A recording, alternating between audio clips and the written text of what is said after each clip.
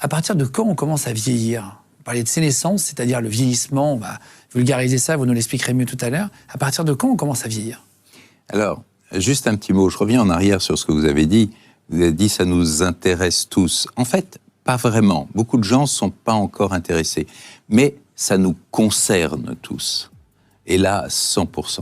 Effectivement, ça nous concerne tous. Parce qu'on va tous commencer à vieillir à un moment donné. Ah oui, on commence Si ce à vieillir et à mal vieillir dès la fin de l'adolescence. Donc c'est très tôt dans notre vie. On commence à vieillir dès la fin de l'adolescence. Oui.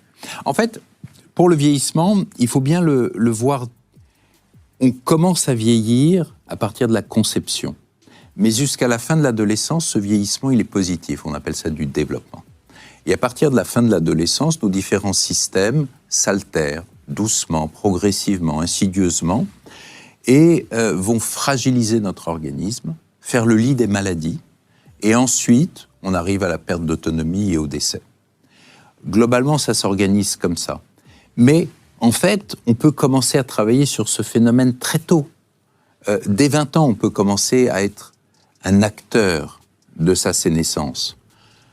Dès 20 ans, alors qu'on est en pleine forme, mais on est concerné. Et là, du coup, on va pouvoir travailler sur sa nutrition, sur l'exercice physique, sur la manière de gérer sa vie en général. Et on la gère pas comme on consommerait un capital qu'on aurait reçu comme ça passivement, mais on devient l'acteur.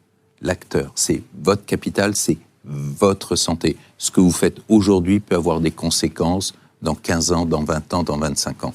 Et ça, d'ailleurs, c'est une très grosse difficulté de se projeter à 15 ans, 20 ans ou 30 ans. Prendre de l'avance, finalement, sur sa santé, quoi. Exactement, tout bêtement.